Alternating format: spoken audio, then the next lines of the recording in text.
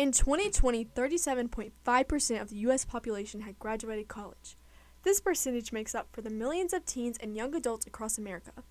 Greek life is something that has been prevalent in American colleges since the 1700s. Today, fraternities known as Greek organizations exist at more than 800 universities across the United States and Canada. Indeed, according to statistics from the New Jersey Institute of Technology, 76% of U.S. senators and congressmen are former members of Greek life. 85% of all Fortune 500 CEOs share that distinction as well. It is estimated that more than 10% of all college students are members of Greek Letter Society.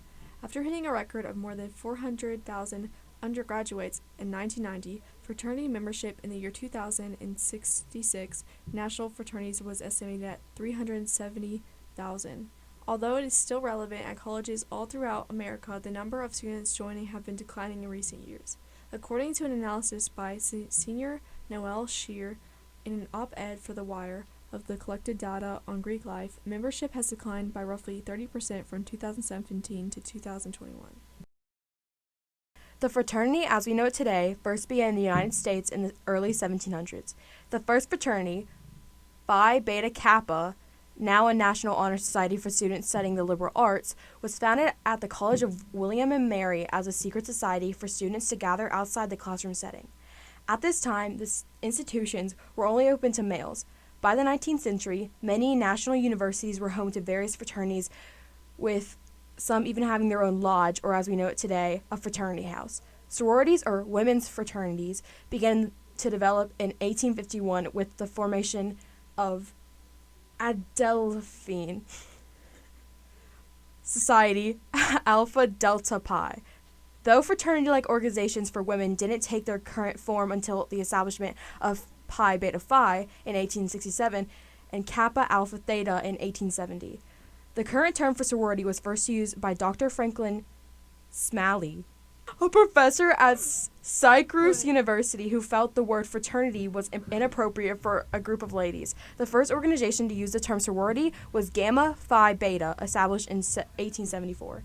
Fraternity is generally much more informal than rushing a sorority. Fraternities often have a formal rush like sororities, but during a rush they also have informal events. During formal rush events, a potential new member would meet all the fraternities, and depending on the university's guidelines, visit their house as well. Informal rush events are usually parties. Rush for sororities can include a number of themed rounds in which different events are included. The rounds are followed by preference night and finally bid day, in which a college student receives an invitation to join a certain one. Philanthropy, the desire to promote the welfare of others, especially by the generous donation of money to good causes. Greek chapters volunteer their efforts and time to all sorts of organizations, including cancer research, literacy for children and adults, animal welfare, human rights, and the list goes on. A national philanthropy is something that all the organization chapters support, whereas local philanthropy is specific to a nonprofit that is in the area of that chapter. Okay. All right, my name's Abby Lass. I am 22 years old. I just graduated college and I was in the sorority Pi Beta Phi for 2 years.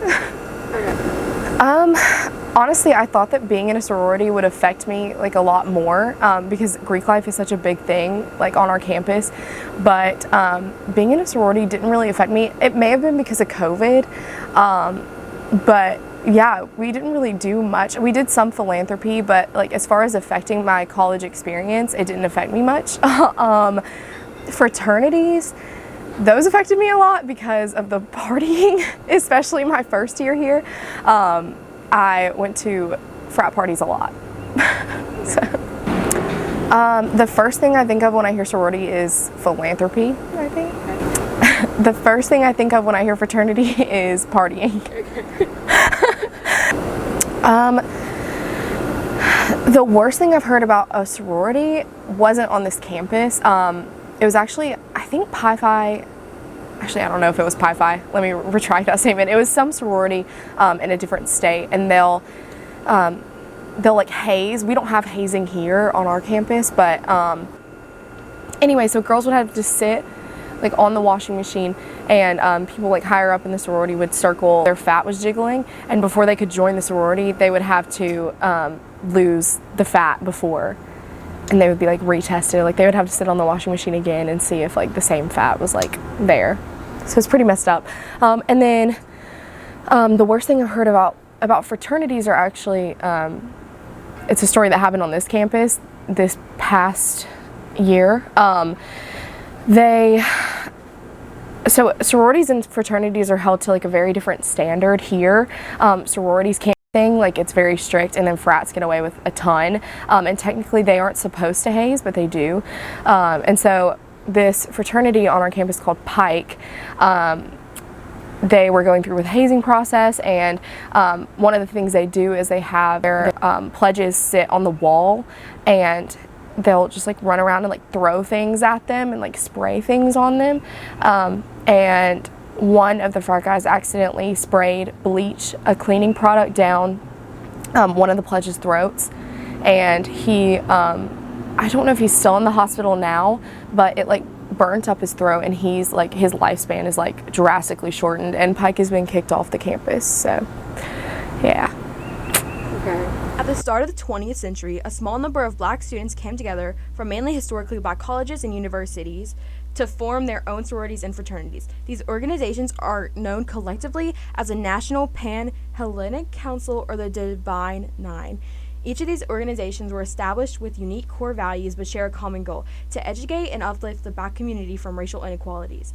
Members of these sororities and fraternities were also heavily involved in several social justice movements, such as women's suffrage, civil rights movement, and Black Lives Matter.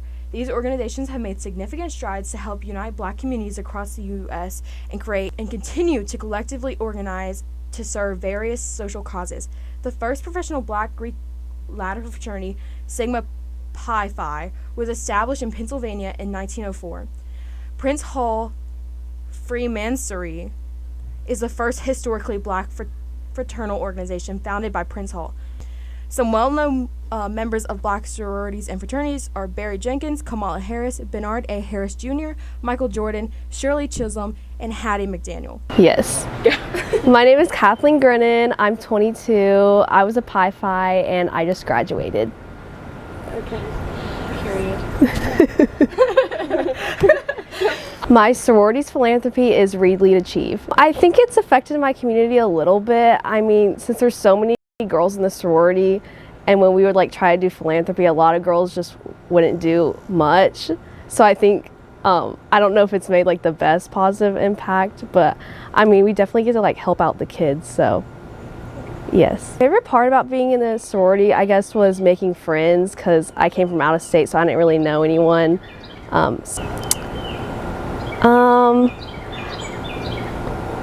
Sorry, I need to think about that. I think my sorority has affected my college life in a lot of ways. I don't know if I would have the friends that I do have now without it, because I didn't know anyone coming in. So I honestly do think it has made a positive impact in my college experience. My sorority does have special events, like we do Wing Ching in the fall.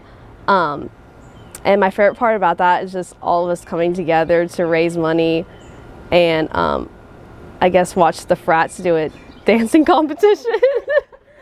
The first thing I think of when I hear sorority is just like a basic college girl, I guess. Like that, like, I don't know, goes out with her friends and is all like into her sorority and is like blonde.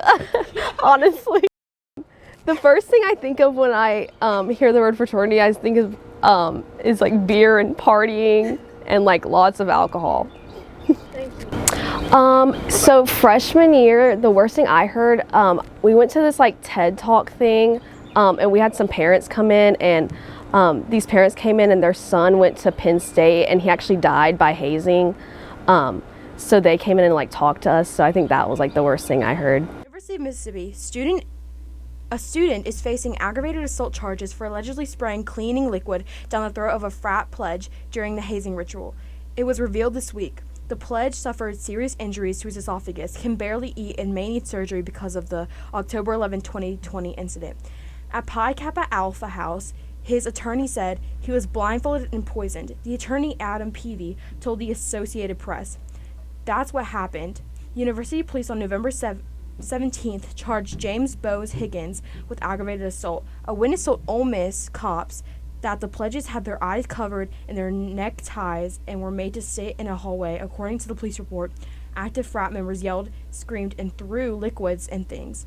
On the pledges, the report states, Higgins then allegedly asked the 20-year-old victim if he wanted water, but instead sprayed cleaning or bleach into his mouth. According to an account of Gamma Psi pledging, Joe Birch, she and her fellow pledges were asked to engage in hazing rituals that forced them to crawl through mud in order to get to a freezing creek while the sisters screamed and spit on them as they went.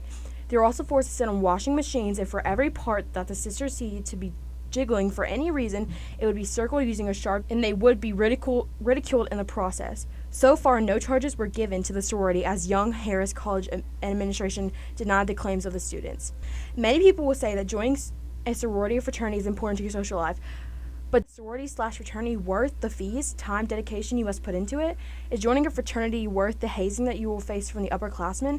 For 90% of college students, they couldn't be bothered to try and join. But are the other 10 having a better time? Does it make them more elite?